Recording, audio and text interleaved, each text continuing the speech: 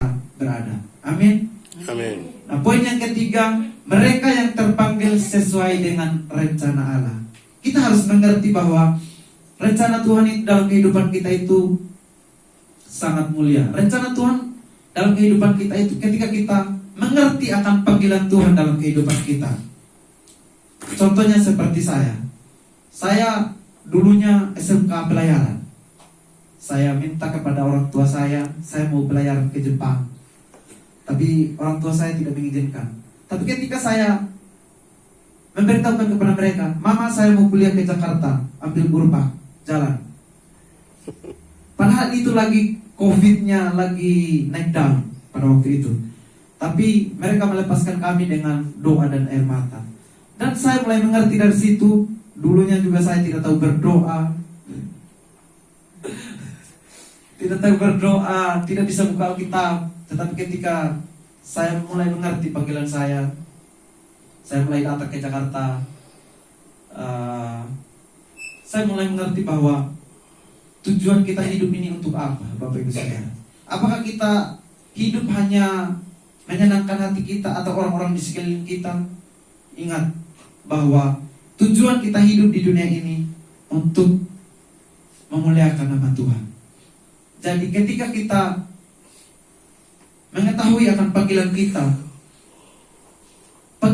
Bapak Ibu bukan hanya menjadi pendeta, menjadi hamba-hamba Tuhan, menjadi apoteker sekalipun seperti adik saya Ina, itu juga merupakan suatu panggilan. Tetapi dalam panggilan itu kita menyadari bahwa ketika kita melayani orang, melayani dengan tulus, melayani dengan hati, itu adalah panggilan kita, Bapak Ibu Saudara. Kalau kita terpanggil menjadi guru, mengajarlah dengan baik. Bukan guru agama saja, mau guru matematika, PKN, mengajarlah dengan baik. Itu adalah panggilan kita. Jadi kerjakanlah segala sesuatunya untuk Tuhan, bukan untuk kita. Mau kerja di bengkel sekalipun, Bapak Ibu Saudara. Saya juga udah pernah kerja di bengkel. Tapi ketika kita melayani pelanggan kita, itu kita melayani Tuhan. Yang penting kita melayani jangan dengan bersungut-sungut, jangan dengan tidak ada senyum di wajah. Saya yakin dan percaya kalau kita melayani yang begini pasti orang lari. Oleh sebab itu kita harus menyadari akan panggilan kita.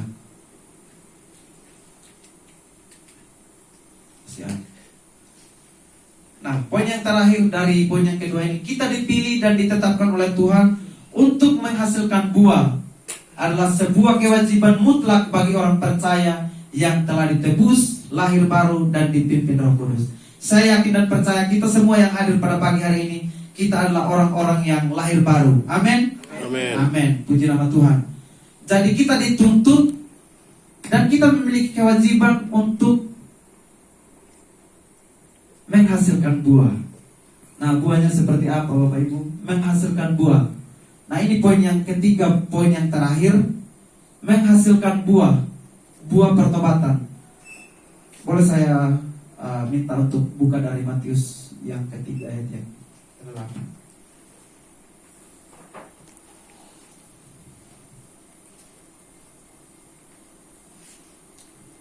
Matius berapa?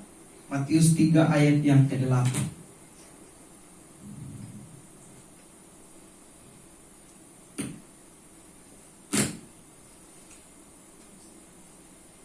Matius 3 ayat yang ke-8. Bunyinya seperti ini, Bapak. Jadi hasilkanlah buah yang sesuai dengan pertobatan. Jadi hasilkanlah buah yang sesuai dengan pertobatan. Ketika kita menghasilkan buah, pertama kita akan mengalami yang namanya pertobatan.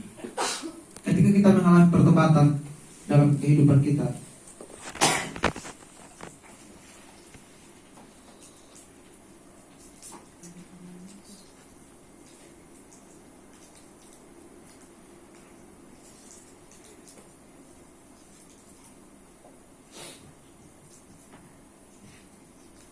maka buah yang pertama itu buah pertobatan. Ketika kita mengalami yang namanya pertobatan, maka kita akan menghasilkan buah roh. Buah roh itu dalam Galatia dalam Galatia 5 ayat 22 sampai yang ke-23, kasih, sukacita, damai sejahtera, kesabaran, kemurahan, kesetiaan, kelemah lembutan, dan orang penguasaan diri. dan penguasaan diri. Orang berpikir buah roh itu 9. Kita berpikir 9 buah roh, tetapi sebenarnya buah itu cuma 1. Tetapi ada beberapa zat di dalamnya, yaitu kita tidak bisa melakukan kasih dan kita tidak melakukan yang lain, sama aja itu bohong namanya. Jadi ketika kita melakukan kasih, maka semuanya itu sudah termasuk di dalamnya. Jadi kita sebagai orang-orang yang dipilih Tuhan harus memiliki buah roh. Kasih, sukacita, damai sejahtera. Harus ada damai sejahtera ketika kita melakukan kasih. Kalau kita melakukan kasih, memberikan kepada orang lain, tidak ada damai sejahtera, sama aja bohong. Jadi ketika kita memiliki kasih, maka akan ada damai sejahtera dalam kehidupan kita. Nah, buah yang selanjutnya, buah pelayanan dan jiwa-jiwa. Mungkin buah pelayanan jiwa-jiwa ini, Bapak Ibu Saudara, ketika kita sebagai orang-orang yang dipilih Tuhan, bukan hanya berdiri di mimbar seperti ini, seperti yang tadi saya katakan, kita menyampaikan kabar baik kepada orang lain, itu merupakan suatu pelayanan bagi kita. Saya sama teman saya Yunus ini udah pernah mengajar di rel kereta api di Pasar Senen. Ketika kami awal-awalnya berat mengajarkan anak-anak di rel kereta api itu, tetapi ketika dengan berjalannya waktu, saya rasa itu merupakan satu pelayanan seperti itu. Meskipun kami kewalahan, tetapi dari situ kami mengerti bahwa pelayanan itu sangat penting. Bagaimana ada mereka yang tidak sekolah, ada yang putus sekolah dan ada yang masih sekolah. Dan kami melayani di situ banyak orang-orang dari kampus lain juga, orang-orang dari yayasan juga datang untuk melayani mereka di sana. Nah, itu merupakan sebuah pelayanan. Nah, dan pelayanan bagi jiwa-jiwa. Nah, buah yang keempat, buah pekerjaan yang baik. Boleh buka Kolose 1 ayat 10. Kolose 1 ayat 10.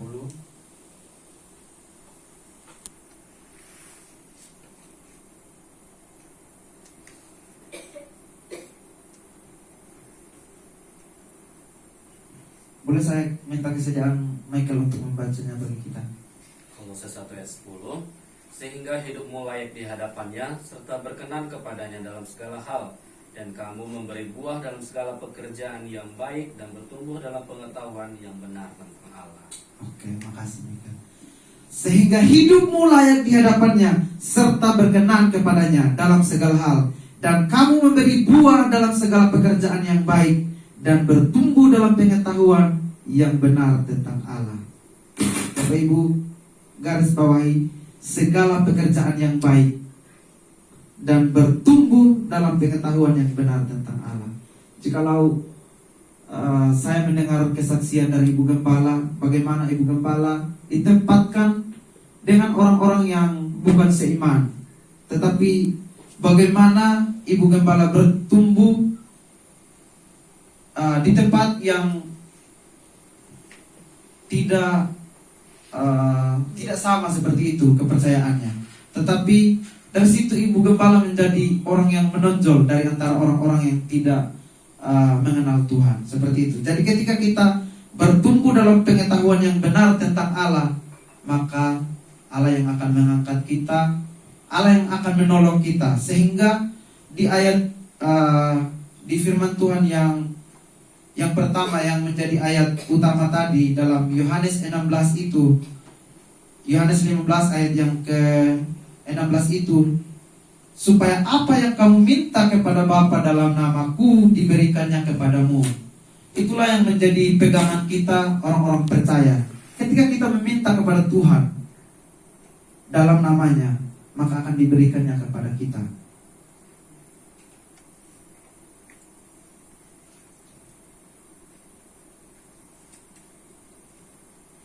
Nah, firman Tuhan dalam 1 Petrus 2 ayat 9 mengatakan, tetapi kamulah bangsa yang terpilih, imamat yang rajani, bangsa yang kudus, umat kepunyaan Allah sendiri, supaya kamu memberitakan perbuatan-perbuatan yang besar dari Dia yang telah memanggil kamu keluar dari kegelapan kepada terangnya yang ajaib.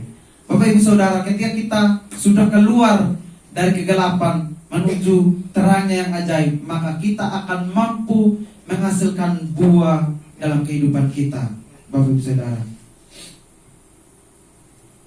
Nah, oleh sebab itu, sebagai orang percaya, sebagai orang yang telah dipilih oleh Tuhan, yang telah ditetapkan oleh Tuhan, kita diwajibkan untuk menghasilkan buah. Oleh sebab itu, mulai hari ini, mari kita menyadari akan panggilan Tuhan dalam kehidupan kita, bahwa kita ini orang-orang yang dipilih oleh Tuhan, dan kita adalah orang-orang yang berbahagia. Amin, Bapak Ibu. Amin. Nah,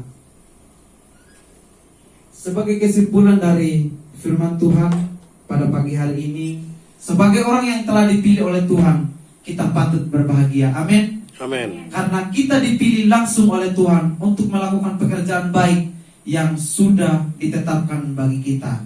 Amin. Buat kebenaran firman Tuhan, mari kita menutup mata, menundukkan kepala kita, kita merenungkan akan panggilan Tuhan dalam kehidupan kita.